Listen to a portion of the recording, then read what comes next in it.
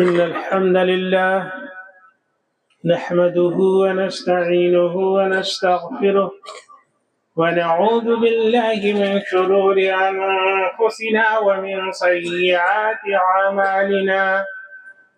من يهده الله فلا مضل له ومن يضلل فلا هادي له، وأشهد أن لا إله إلا الله وحده لا شريك له، وأشهد أن محمدا عبده ورسوله. يا أيها الذين آمنوا اتقوا الله حق تقاته ولا تموتن إلا وأنتم مسلمون. يا أيها الناس اتقوا ربكم الذي خلقكم من نفس واحدة وخلق منها زوجها وبث منهما رجالا كثيرا ونساء، واتقوا الله الذي تساءلون به والأرحام إن الله كان عليكم رقيبا. يا أيها الذين آمنوا اتقوا الله وقولوا قولا سديدا يصلح لكم أعمالكم ويغفر لكم ذنوبكم، ومن يطع الله ورسوله فقد فاز فوزا عظيما. أما بعد، فإن خير الحديث كتاب الله، وخير الهدي هدي محمد صلى الله عليه وسلم، وشر الأمور محدثاتها، وكل محدثة بدعة، وكل بدعة ضلالة، وكل ضلالة في النار. أعوذ بالله من الشيطان الرجيم. بسم الله الرحمن الرحيم. والأرض مددناها وألقينا فيها رواسي وأنبتنا فيها من كل زوج بهيج تبصرة وذكرى لكل عبد منيب. ونزلنا من السماء ماء مباركا فأنبتنا به جنات وحب الحصيد والنخل باسقات لها طلع نضيد رزقا للعباد، وأحيينا به بلدة ميتا كذلك الخروج. كذبت قبلهم قوم نوح وأصحاب الرس وثمود وعاد وفرعون وإخوان لوط وأصحاب الأيكة وقوم تبع، كل كذب الرسل فحق وعيد. أفعينا بالخلق الأول بل هم في لبس من خلق جديد. وقال الله تبارك وتعالى في الفرقان الحميد وفي مقام آخر: بسم الله الرحمن الرحيم.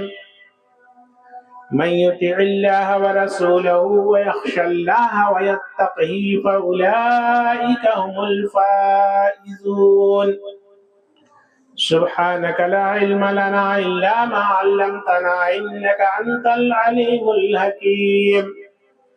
رب اشرح لي صدري ويسر لي أمري واحلل عقدة من لساني يفقهوا قولي. ساری تعریف اس رب ذوالجلال کے لیے لائق و سزاوار ہے جو ساری کائنات کا اکیلا حکمراں، بادشاہ، معبود، خالق، رب اور پالنہار ہے۔ بعدہ انگنت بے شمار درود و سلام کا نزول ہو اللہ کے بھیجے ہوئے جملہ انبیاء کرام پر، بالخصوص اللہ کے آخری نبی حبیب کبریا امام الانبیاء جناب محمد رسول اللہ صلی اللہ علیہ وسلم۔ برادران اسلام، خطبہ مسنونہ اور سورہ قاف کی چند آیات کی تلاوت کے بعد کتابی مقدس سورہ نور کی ایک چھوٹی سی آیت آج کے خطبہ جمعہ کے لیے آپ کے سامنے تلاوت کی گئی ہے، اور اسی آیت کی روشنی میں نہایت ہی قیمتی باتیں میں آپ تمام کو دے کر انشاءاللہ رخصت ہوں گا۔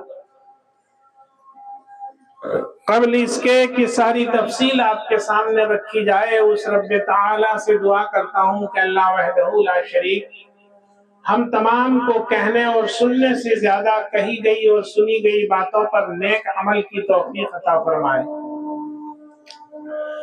مزید تمہید کو طول نہ دے کر اصل موضوع کی طرف آنا چاہوں گا، اور سب سے پہلے پڑھی گئی آیت کریمہ کا نہایت ہی سیدھا سادہ ترجمہ آپ کے سامنے رکھنے کی کوشش کروں گا، جو آسانی سے سمجھ میں بھی آ جائے اور سمجھ کر ہمارے لیے عمل بھی آسان ہو جائے۔ اللہ تبارک و تعالی نے اس چھوٹی سی آیت کے اندر وہ ساری چیزیں رکھ دی ہیں جن کی ہمیں اپنی زندگی کے اندر ضرورت ہے، اور اتنی قیمتی چیزیں رکھی ہیں اس آیت کے اندر کہ اگر اس چھوٹی سی آیت ہی کے اندر صرف اور صرف ہمارا عمل ہو جائے تو میں دعوے اور چیلنج کے ساتھ یہ بات کہہ سکتا ہوں کہ ہماری دنیا کی زندگی بھی کامیاب ہو جائے گی اور ہماری آخرت کی بھی زندگی کامیاب ہو جائے گی۔ اور ہمیں ضرورت بھی انہی دونوں چیزوں کی ہے کہ ہمیں کامیابی ملے دنیا میں بھی اور آخرت میں بھی۔ دنیا کی کامیابی سے مراد ہے کہ ہر اعتبار سے ہم معمون رہیں، دنیا کے معاملے میں بھی، دین کے معاملے میں بھی ہمارا ایمان مکمل ہو، ہمارے اعمال اچھے ہوں، ہمیں ہر طرح کا سکون نصیب ہو۔ کامیابی کا تو یہی معنی ہے، اور اخروی کامیابی کا مطلب یہ ہوتا ہے کہ ہمارے لیے برزخ کی زندگی بھی آسان ہو، محشر کے سوال و جواب بھی آسان ہو، اور دائمی زندگی جو ہماری ہو وہ جنت الفردوس کی ہو۔ اس آیت کریمہ کے اندر جو نہایت ہی چھوٹی آیت ہے، اور جس طرح یہ آیت چھوٹی ہے اپنے معنی کے اعتبار سے اسی قدر یہ وسیع تر ہے۔ 4 نصیحتیں اس کے اندر ہے، ہماری کامیابی کے لیے 4 نصیحتیں ہیں۔ کیا ہیں وہ 4 چیزیں جو ہماری دنیا اور آخرت کو کامیاب کر سکتی ہیں؟ پہلے ترجمہ آپ کے سامنے رکھوں تو بات آسانی سے ہمارے سمجھ میں آئے گی۔ پہلی چیز اللہ نے فرمایا من یطع اللہ، اور کیجئے گا، ایک ایک بات کو نوٹ کیجئے گا، اس سے ذہن نشین کیجئے گا، صرف جمعہ کے خطبہ سمجھ کر مت سنیے گا، یاد رکھنے کے لیے سنیے گا، ہر بات قیمتی دے کر میں انشاءاللہ آپ کو جاؤں گا، اور میرا بیان بھی کچھ ایسے ہی ہوا کرتا ہے کہ لوگوں کو ذہن نشین ہو جائے اور یاد رہ جائے، ورنہ لمبی چوڑی باتیں ہوں، آدمی کے کچھ پلے نہ پڑے، اس کا بار بار چرچا نہ ہو، جس حدیث کو پڑھی جائے، جس آیت کی تلاوت کی جائے، اس کا بار بار لوگوں میں مذاکرہ نہ ہو تو اس سے کوئی فائدہ نہیں ہے۔ غور کیجئے، اللہ رب العالمین نے اس آیت میں 4 ہدایتیں دی ہمیں۔ پہلی ہدایت من یطع اللہ، اللہ کے وہ بندے کامیاب ہیں جو صرف اور صرف اللہ کی اطاعت کرتے ہیں۔ یاد رکھیں، اللہ کے کون بندے کامیاب ہیں؟ جو صرف اور صرف بلا شرکت غیروں کو شریک کیے بغیر صرف ایک اللہ واحد کی عبادت اور اطاعت کرتے ہیں، وہ بندے کامیاب ہیں۔ نمبر 1۔ اس کے بعد کون بندے کامیاب ہیں؟ فرمایا اللہ تعالیٰ نے وَرَسُولُهُ، اور دوسرے نمبر کے وہ بندے کامیاب ہیں جو اللہ کی اطاعت کے بعد اس کے رسول کی اطاعت کرتے ہیں۔ نمبر 1 اللہ کی اطاعت کرنے والے کامیاب، نمبر 2 رسول اللہ کی اطاعت کرنے والے کامیاب. نمبر 3 اللہ نے فرمایا وَيَخْشَ اللَّهَ، اور اللہ کے وہ بندے کامیاب ہیں جن کے دلوں میں اللہ کی خشیت ہو. غور کیجئے گا، جن کے دلوں میں اللہ کی خشیت ہو. اور نمبر 4 وَيَتَّقْهِ، اور اللہ کے پھر وہ بندے کامیاب ہیں چوتھے نمبر کے جن کے اندر اللہ کا تقوی ہو. پہلی چیز برائے کیا بیان کی؟ اللہ کی خشیت. اور دوسری چیز کیا بیان کی گئی؟ اللہ کا تقوی. ہم دونوں کا مفہوم ایک ہی لیتے ہیں اور مفہوم کے اعتبار سے ہے بھی ایک، لیکن معنی کے اعتبار سے دونوں میں قدر فرق ہے. جس فرق کو میں سمجھانے کی کوشش کروں گا تو پہلی چیز جو میں نے بیان کی اللہ کی اطاعت. پھر آخر میں اللہ نے فرمایا کیا؟ فَأُولَئِكَ هُمُ الْفَائِزُونَ. یہ 4 صفت جن میں پائی گئی. نمبر 1 اللہ کی اطاعت، نمبر 2 رسول اللہ کی اطاعت، نمبر 3 اللہ کی خشیت، نمبر 4 اللہ کا تقوی. یہ 4 چیزیں جس بندے میں آ گئی تو وہ بندہ کامیاب ہے. انہیں دنیا و آخرت میں کامیابی سے کوئی بڑی سے بڑی طاقت بھی نہیں روک سکتی ہے. فَأُولَئِكَ هُمُ الْفَائِزُونَ. دنیاوی اعتبار سے بھی کامیاب ہے اور آخرت کے اعتبار سے. یہ آیت کریمہ کی سورہ نور آیت نمبر 52 نوٹ کر لیجئے، قرآن میں دوبارہ تفصیل کے ساتھ پڑھیں گے. اس کے بعد میں ایک حدیث پڑھ کر، زیادہ لمبی چوڑی تقریر نہیں، اس کے بعد میں اس آیت کو سمجھانے کے لیے ایک حدیث پڑھوں گا اور اس حدیث کے ذریعہ میں پھر کامیابی کی دلیلیں آپ کے سامنے رکھوں گا. پہلی چیز اللہ نے فرمایا من یطیع اللہ، اللہ کے وہ بندے کامیاب ہیں جو صرف اور صرف اللہ کی اطاعت کرتے ہیں.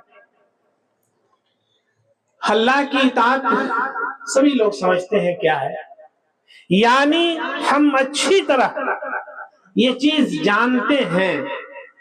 ایک مرتبہ حضرت عبداللہ بن مسعود رضی اللہ تعالی عنہ نے پیارے نبی جناب محمد رسول اللہ صلی اللہ علیہ وسلم سے سوال کیا کہ یا رسول اللہ ہمیں یہ بتائیے کہ گناہوں میں سب سے بڑا گناہ کیا ہے؟ سب سے بڑا گناہ کیا ہے؟ فرمایا اللہ کے نبی نے سب سے بڑا گناہ یہ ہے کہ اللہ کی عبادت میں غیر کو شریک کرنا، یہ جانتے ہوئے کہ اسی نے تمہیں پیدا کیا ہے. یہ جانتے ہوئے، اس کا علم ہوتے ہوئے. علم اگر نہیں ہے، آپ کو ذہن نہیں ہے کہ اللہ ہی خالق ہے تو اور بات ہے. کیا فرمایا؟ یہ جانتے ہوئے کہ اللہ نے تمہیں پیدا کیا اور اس کے باوجود بھی اس کی عبادت میں کسی اور کو شریک کیا جائے تو سب سے بڑا گناہ ہے. فرمایا اس کے بعد فرمایا اولاد کو اس ڈر سے قتل کرنا کہ انہیں کھلانا نہ پڑے. پوچھا یا رسول اللہ اس کے بعد؟ کہا پڑوسی کی بیوی یا اس کی بیٹی کے ساتھ زنا کرنا. تو اللہ کی اطاعت یہ ہے میرے دوست اور ساتھیوں. اب رسول اللہ کی اطاعت مجھے ذرا سمجھانا ہے ایک حدیث کی روشنی میں. رسول اللہ کی اطاعت کیا ہے؟ بڑی پیاری حدیث ہے اور اس حدیث کا جب آپ حدیث کو غور سے سنیں گے تو ہمیں تفصیل کی ضرورت نہیں، آسانی سے ساری باتیں آپ کے سمجھ میں آ جائے گی کہ در حقیقت رسول اللہ کی اطاعت ہے کیا، آ جائے گی سمجھ میں. حدیث کے راوی ہیں حضرت سعید خدری رضی اللہ تعالیٰ عنہ. حضرت سعید خدری رضی اللہ تعالیٰ عنہ روایت کرتے ہیں، حدیث ترمذی کی ہے. کیا فرماتے ہیں کہ ایک مرتبہ اللہ کے پیارے نبی جناب محمد رسول اللہ صلی اللہ علیہ وسلم نماز پڑھا رہے ہوتے ہیں. آپ امام الانبیاء تھے، آپ صحابہ کے آپ امام تھے، انبیاء کے امام تھے. امامت تو آپ ہی کرتے تھے جب تک صحت رہی. آپ نے زندگی میں نماز پڑھائی اپنے معمول کے مطابق. ایک مرتبہ آپ نماز پڑھا رہے تھے اور وہ نماز کوئی اور نہیں، غالباً عصر کی نماز تھی. نمازوں میں 2 نمازوں کی بڑی اہمیت حاصل ہے 5 میں سے. فرمایا حدیث کے اندر کہ حافظوا علی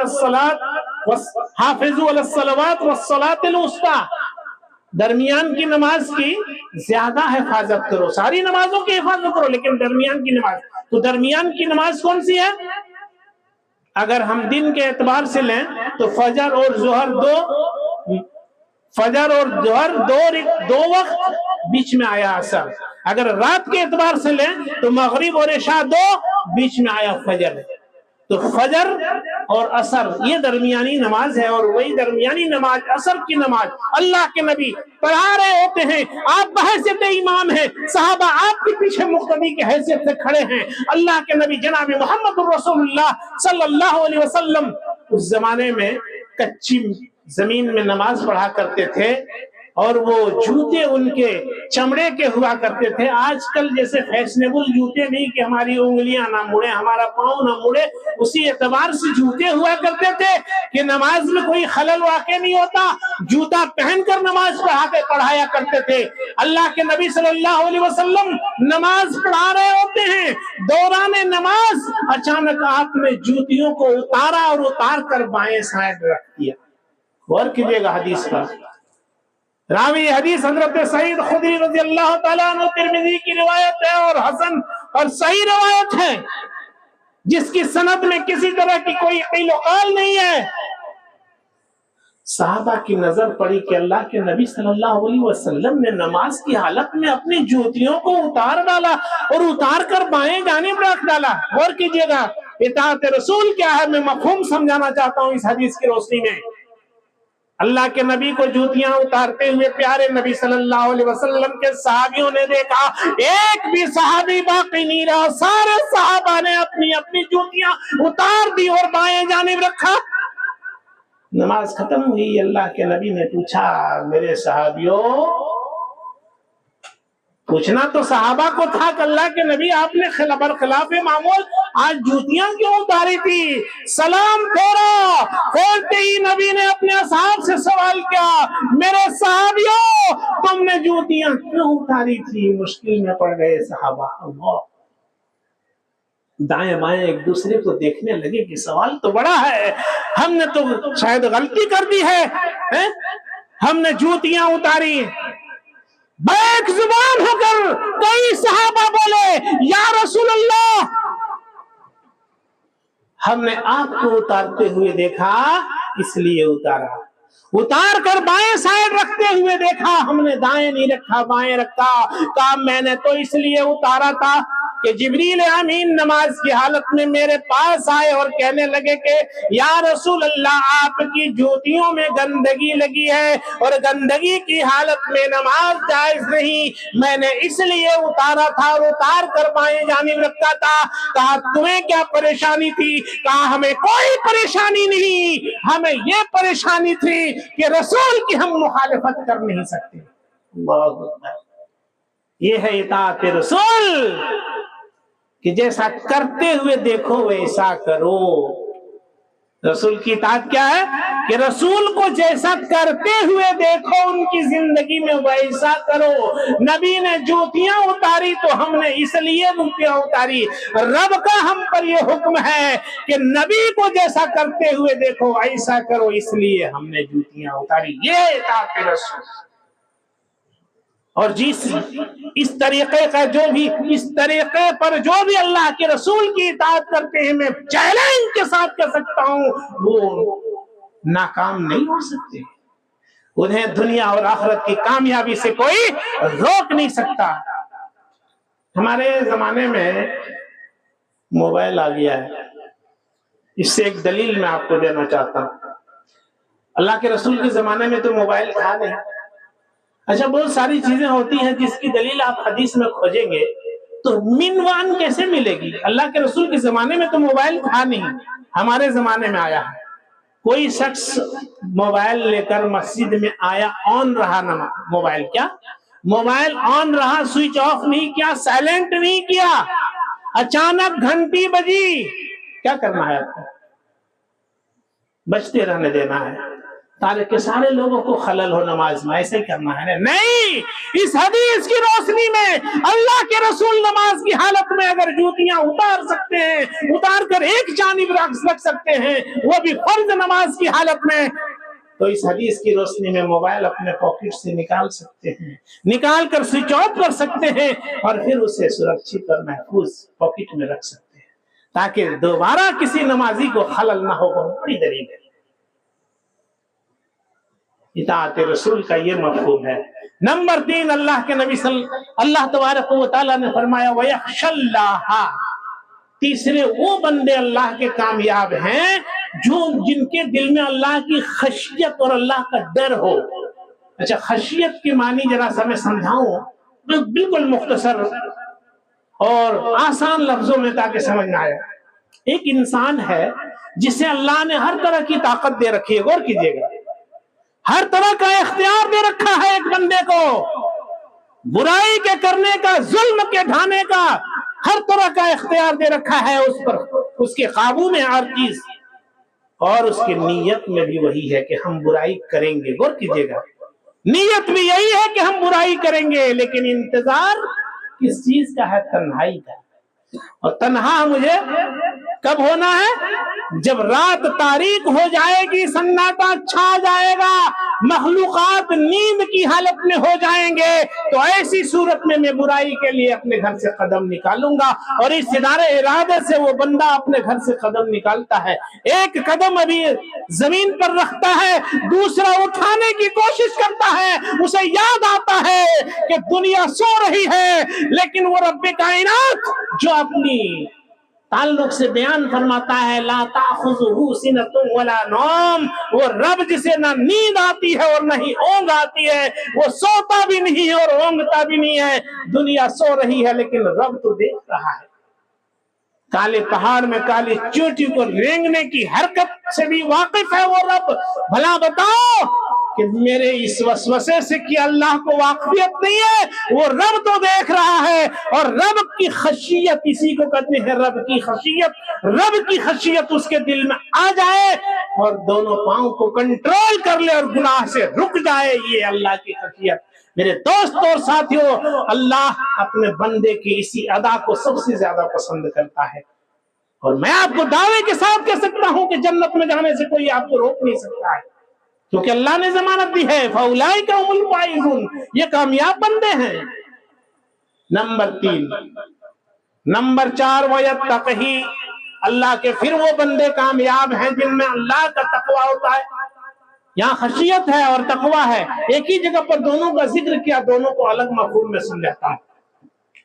ایک انسان ہے جس کو اللہ نے ایک عمر عطا کی ہے، 60 70 80 90 جتنا بھی عمر عطا کیا ہے، اور انہوں نے اپنی عمر کا سارا حصہ ختم کر لیا. غور کیجئے گا، غور کیجئے گا اور یاد رکھیے گا ان باتوں کو. آپ کو کامیاب ہونا ہے. عمر کا سارا حصہ ختم ہو گیا، کچھ حصہ باقی ہے. 70 میں سے 10 سال باقی ہے. فرض کر لیجئے 70 میں سے 10 سال باقی، انہیں علم نہیں ہے اس کا، لیکن آخری عمر کی دہلیز پر قدم رکھا ہے. اچانک اس کے دل میں خیال آتا ہے کہ یا اللہ، میں نے زندگی میں کوئی نیکی ہی نہیں کی، کوئی بھلائی ہی نہیں کی. یا اللہ، تھوڑی سی عمر بچی ہے، پتہ نہیں 2 دن یا 4 دن کی زندگی بچی ہے. اچانک اس کے دل میں یہ خیال پیدا ہوتا ہے، توبہ کرتا ہے اور اللہ سے رجوع کرتا ہے، اور اس کے بعد گناہوں کو چھوڑ کر اس کے دل میں صرف نیکیوں کا جذبہ جاگتا ہے. اللہ اکبر وَيَتَّقِهِ. چوتھا کون کامیاب ہے؟ جو بچی ہوئی عمر میں گناہوں سے بچنے کی فکر کرے. بچی ہوئی عمر میں گناہوں سے بچنے کی فکر کرے، وہ کامیاب ہے. مثال، ایک صحابی اللہ کے نبی کی خدمت میں حاضر ہوئے، ایمان قبول کیا، اسلام قبول کیا، ایمان لائے. اللہ کے نبی سے ایک سوال کیا، یا رسول اللہ، میں تو اب مسلمان ہو چکا ہوں، زمانہ جاہلیت میں میری حالت تو بڑی عجیب تھی، ہر طرح کی برائیاں کرتا تھا. یا رسول اللہ، مجھے جائز کام آپ دے دیجئے، حلال کام دے دیجئے جس کو میں کروں اپنی زندگی میں. اللہ کے نبی نے پوچھا تجھے کس کام سے زیادہ مہارت ہے؟ کون سا کام ہے جس میں ایکٹیویٹی تیری زیادہ ہے؟ کہا اللہ کے نبی زمانہ جاہلیت میں ڈکیتی کیا کرتا تھا. غور کیجئے گا، کیا کہا کہ زمانہ جاہلیت میں ڈاکے ڈالا کرتا تھا. رسول اللہ نے کہا اب بھی تم ڈاکے ڈالے گا؟ اللہ کے نبی کا چہرہ کو غور سے دیکھنے لگے وہ صحابی. کہا یا رسول اللہ، زمانہ جاہلیت میں ڈکیتی کرتا تھا، اسلام کی بات ہے، آپ حکم دے رہے ہیں ڈاکہ ڈالنے کا؟ کہا یہ محمد الرسول اللہ کا حکم ہے، اب بھی تم ڈاکہ ڈالے گا. کہا نوعیت چینج ہو جائے گی. پہلے تو ڈکیتی ڈالتا تھا اپنے پیٹ کے لیے، اب تو ڈاکہ ڈالے گا اسلام اور مسلمانوں کے لیے. وہ کیسے؟ کہا اللہ کے نبی نے ہمارے کچھ صحابہ فلاں قید کے اندر قید ہیں، جاؤ ڈکیتی کی مہارت تمہیں حاصل ہے، تم سے بہتر کوئی ڈاکہ نہیں ڈال سکتا ہے. قید میں نقب زنی کرو، دروازہ توڑو، دیوار پھلانگو، کون سی صورت ہوگی تم سے بہتر کوئی نہیں جانتا ہے. جاؤ اور مدینے میں جو قید ہیں ہمارے صحابہ ان کو جا کے چھڑا کر لے آؤ. اللہ اکبر. رات کی تاریکی میں جب وہ صحابی رسول اللہ کے نبی کے حکم کو پا کر اور جب نکلے، ان کا افیئر چلتا تھا زمانہ جاہلیت میں ایک عورت سے. جو عورت رات کے سناٹے میں مل جاتی ہے تنہائی میں اور دیکھ کر بڑی خوش ہوتی ہے، آواز لگاتی ہے اور کہتی ہے کہ میرے دوست موقع اچھا ہے، آؤ اور میرے ساتھ وہ سارے کام کرتوت کر لے جو کیا کرتا تھا. کیا جواب دیا معلوم ہے؟ کہا کہ سنو، جس ہاتھ نے اللہ کے نبی کے ہاتھ کو تھام لیا اب وہ ہاتھ برائی پر نہیں پڑ سکتا. وَيَتَّقِهِ، کیا فرمایا اللہ نے کہ کامیابی کی یہ شرط ہے اور دلیل ہے کہ بچی ہوئی عمر میں گناہوں سے بچنے کی فکر کر لے. ساری زندگی میں نے چک ڈکیتی میں گزاری، عیاشی میں گزاری، اللہ نے مجھے اسلام کی توفیق دی ہے تو اب میں بچی ہوئی عمر میں گناہ نہیں کر سکتا. وَيَتَّقِهِ فَأُولَٰئِكَ هُمُ الْفَائِزُونَ. تو ایسے اللہ کے بندے کامیاب. امیر المومنین عمر فاروق رضی اللہ تعالیٰ عنہ ایک مرتبہ مسجد نبوی میں تشریف فرما تھے. اچانک ایک اجنبی انسان آیا اور دیوانہ وار آنے کے بعد امیر المومنین کے شانہ بشانہ آپ کے پہلو میں کھڑا ہو گیا. صحابہ کو ہمت جٹانے پڑتی تھی اللہ امیر المومنین سے ملنے کے لیے، لیکن یہ اجنبی انسان آتا ہے اور شانہ بشانہ کھڑا ہو جاتا ہے. امیر المومنین عمر فاروق بھی حیرت میں پڑ گئے کہ یہ اجنبی ہے کون، کہاں ہے اجنبی، بتاؤ کہاں سے آئے ہو اور آنے کا مقصد کیا ہے؟ کہا امیر المومنین میں روم کا رہنے والا ہوں، میں آپ کے مدینے یا مکے کا نہیں، میں روم کا رہنے والا ہوں. اور ملک روم سے میں جب اپنے گھر سے چلا تو راستے میں ایک قید پڑا، ایک قید آئی، ایک جیل خانہ آیا، وہاں کچھ مسلمان قیدی شاید آپ کے قید تھے. جیسے ہی اس جیل کی چار دیواری سے میری گزر ہوئی، کتاب اللہ کی ایک آیت میرے کانوں سے ٹکرائی اور قید میں یہ تلاوت ہو رہی تھی. یاد کرو سورہ نور آیت نمبر 52، مَن یُطِعِ اللَّهَ وَرَسُولَهُ وَيَخْشَ اللَّهَ وَيَتَّقِهِ فَأُولَٰئِكَ هُمُ الْفَائِزُونَ. یہ آیت میرے کانوں سے ٹکرائی، میں کھڑا ہو گیا اور میں سوچنے لگا. کہا کہ امیر المومنین غور کیجئے گا. کہا میں نے تورات بھی پڑھی، انجیل بھی پڑھی، زبور بھی پڑھا اور جتنے آسمانی صحیفے اللہ نے اپنے نبیوں پر نازل کیے تھے سب کچھ میں نے پڑھے، صرف قرآن نہیں پڑھا تھا. آج ایک قیدی کی زبان سے قرآن کی ایک چھوٹی سی آیت کی آواز میرے کانوں سے ٹکرائی، مَن یُطِعِ اللَّهَ وَرَسُولَهُ وَيَخْشَ اللَّهَ وَيَتَّقِهِ فَأُولَٰئِكَ هُمُ الْفَائِزُونَ. میں نے کہا کہ امیر المومنین میں نے کہا کہ یا اللہ تیری اس چھوٹی سی آیت میں اتنی بڑی ضمانت ہے تو پورے کتاب کی کیا حالت ہوگی. رمضان آتا ہے، پورا قرآن سنتے بھی ہیں، سناتے ہیں. میں آپ سے پوچھنا چاہتا ہوں کہ ہمارا اور آپ کا کس آیت پر عمل ہے؟ ہم مسلمان ہیں، ایک آیت بتا دو کس پر مکمل عمل ہے. کہا یہ چھوٹی سی آیت کا یہ کمال ہے تو پوری کتاب کا کیا حال ہوگا. امیر المومنین میں اسلام قبول کرنے کے لیے آپ کی خدمت میں حاضر ہوا ہوں. اللہ اکبر. یہ ہے قرآن کی تفسیر. وقت ختم ہو گیا. بڑی پیاری حدیث تھی، ترجمہ صرف بتاؤں گا، بات وقت ختم ہو جائے گا، تشریح نہیں کرنے سے پھر بات سمجھ نہیں آئے گی. وعدہ کیا ہوں تو وہ حدیث آپ کے سامنے رکھ دیتا ہوں. اللہ کے نبی صلی اللہ علیہ وسلم نے فرمایا، راوی حدیث حضرت ابو ہریرہ ہے، حدیث لمبی ہے. 4 نصیحتیں اس آیت کے اندر آپ کو ملی، 5 نصیحتیں اس حدیث کے حوالے سے آپ کو دے کر میں چلا جاؤں گا. صرف ترجمہ ہی بتا سکوں گا، تفصیل کم وقت نہیں رہے گا. حدیث کے الفاظ ہیں ان ابی ہریرہ رضی اللہ تعالی عنہ قال قال رسول اللہ صلی اللہ علیہ وسلم من يأخذ عني هؤلاء الكلمات فيعمل بهن ويعلم من يعمل بهن قلت انا يا رسول الله فاخذ بيدي وعد خمسا. راوی حدیث حضرت ابو ہریرہ کہتے ہیں کہ اللہ کے نبی صلی اللہ علیہ وسلم نے اعلان فرمایا ہے میرے صحابیوں تم میں سے وہ کون خوش نصیب ہے جنہیں میں 5 باتیں دیتا ہوں, ان باتوں کو لے کر اس پر عمل کرے اور ان لوگوں کو پہنچائے جو عمل کرنا چاہتا. غور کیجئے گا, یعنی جب کوئی چیز آپ کو معلوم ہو جائے, اس حدیث سے معلوم ہوا, تو فرض کیا ہے آپ دوسرے کو پہنچائیے. ایک بات آپ کو معلوم ہوئی تو فوراً اسے آپ دوسرے کو پہنچائیں. اس حدیث سے ہمیں یہ علم ہوا.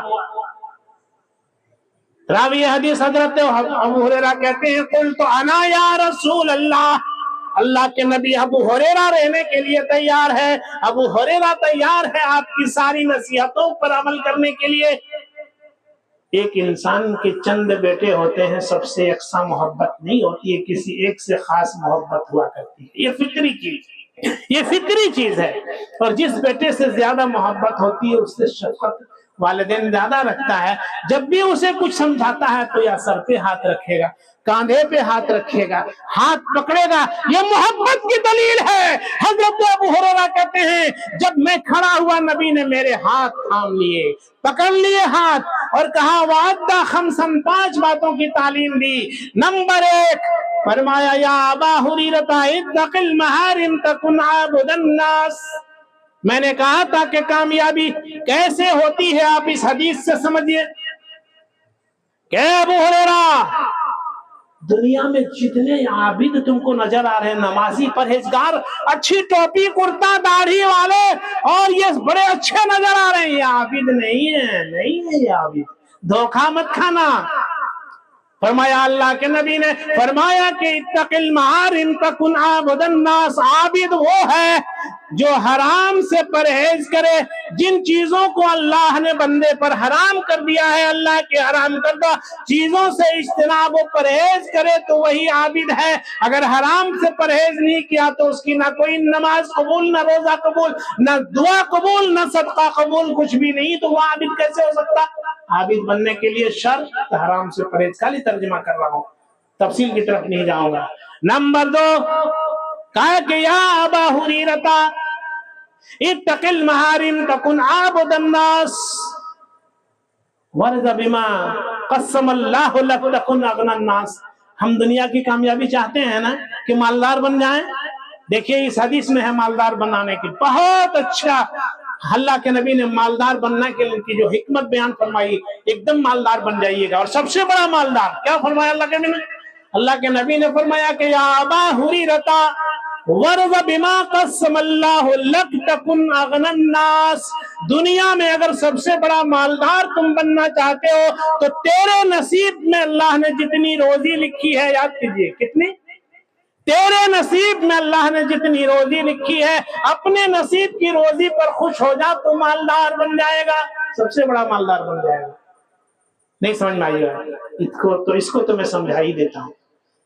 ایک آدمی کو کائنات کی ساری دولت اللہ ہاتھ کر دے, ایک چیز چھین لے, ایک چیز کیا, اس کے دل سے اس کا سکون چھین لے. بتاؤ اس سے بڑھ کر کوئی فقیر ہو سکتا ہے؟ نہیں. اور ایک انسان کو اللہ اگر 3 وقت کی روٹی نصیب کرے اور اسے اطمینان سے بھرپور کر دے, اس کے دل میں سکون بھرپور کر دے, تو اس سے بڑھ کر کوئی مالدار نہیں ہو سکتا. اس لیے کہ آگے سے کوئی لالچ اور ہوس نہیں. ورض بما قسم اللہ لک تکن اغنی الناس. دنیا کا سب سے بڑے مالدار بن جاؤ گے, اپنی قسمت کی روزی پر راضی ہو جا, خوش ہو جا. نمبر 3 فرمایا اللہ کے نبی نے وَأَحْسِنْ إِلَىٰ جَارِكَ تَكُنْ مُؤْمِنًا. اب مومن بننا چاہتے ہو تو تمہارے آس پاس میں جو لوگ رہتے ہیں, شریعت کی اصطلاح میں اسے پڑوسی کہا جاتا ہے. پڑوسی میں کوئی مسلک اور مذہب نہیں دیکھا جاتا. ہندو ہے, مشرک ہے, یہودی بھی اگر ہے تو وہ تمہارا پڑوسی ہے اور برابر کا حقدار ہے. فرمایا وَأَحْسِنْ إِلَىٰ جَارِكَ, اپنے پڑوسی کے ساتھ اچھا سلوک کرو.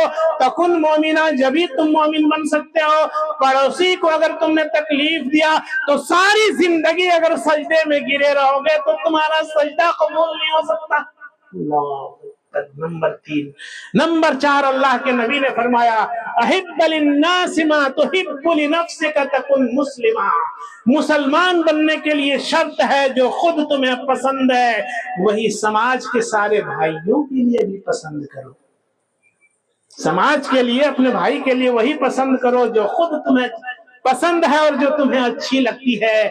अपने लिए कुछ और भाइयों के लिए कुछ और, ऐसा नहीं होना चाहिए। फरमाया अल्लाह के नबी ने तकुन मुस्लिमा, तो तुम मुसलमान बन जाओगे। और आखिर में अल्लाह के रसूल ने फरमाया वला तकसुरी दहक फइन्न कसरत दहक तुमीतुल कुलूब। ऐसा है 2 वक्तों में इंसान ज्यादा कहकहे लगाकर हंसता है। एक तो उस वक्त जब अल्लाह की दी हुई नेमत इस कदर आ जाए कि उसके भाई लोग जो है गरीब नजर आए और वही सबसे समाज में ज्यादा मोतबर और मालदार नजर आए, तो हर बात में उसे कहकहे लगते हैं। और नंबर 2, एक इंसान जिससे किसी की दुश्मनी चल रही है और अगर वो मुसीबत में घिर जाए तो उस वक्त ये बंदा कहकहे लगाता है हमारा जाहिल माशरा के अंदर ये हो रहा है, नहीं होना चाहिए। अल्लाह के नबी ने फरमाया ला तकसुरी दहक, किसी भी सूरत में कहकहे लगाकर ना हंसना। फइन्ना कसरत दहक तुमीतुल कुलूब, इसलिए कि ज्यादा हंसोगे तो तुम्हारा दिल मुर्दा हो जाएगा। रवाह तिरमिजी, ये भी हदीस तिरमिजी की है। बात खत्म करता हूँ, वक्त 3 मिनट ज्यादा हो गया। अल्लाह रब्बुल आलमीन हमें इन तमाम कुरान के हवाले से और हदीस के हवाले से जो नसीहतें हमें मिली, इन तमाम नसीहतों पर अल्लाह ताला हमें अमल की तौफीक अता फरमाए। अल्लाह हमारी दुनिया को भी कामयाब कर दे और हमारी आखिरत को भी कामयाब कर दे। जब तक इस दुनिया में जिंदा रखे तो ईमान की हालत में जिंदा रखे और ईमान पर साबित कदम रखे, और जब हमारा खात्मा करे परवरदिगार तो ईमान की हालत ही में हमारा खात्मा। इलाहुल आलमीन हम में जो परेशान है उनकी परेशानियों को दूर फरमा दे, हम में जो बीमार है उन्हें शिफाए कुल्ली अता फरमा, हम में जो मखरूज है उन्हें कर्जों की अदायगी की सहूलत अता फरमा, जो अगयार के मजालिम के शिकार हैं अल्लाह तू उन पर अपने अमन व अमान का नुज़ूल अता फरमा। अक़ूलु क़ौली हाज़ा अस्तग़फ़िरुल्लाह ली व लकुम व लिसाइरिल मुस्लिमीन। देखिए सवाल ये है कि जो जंग हो रही है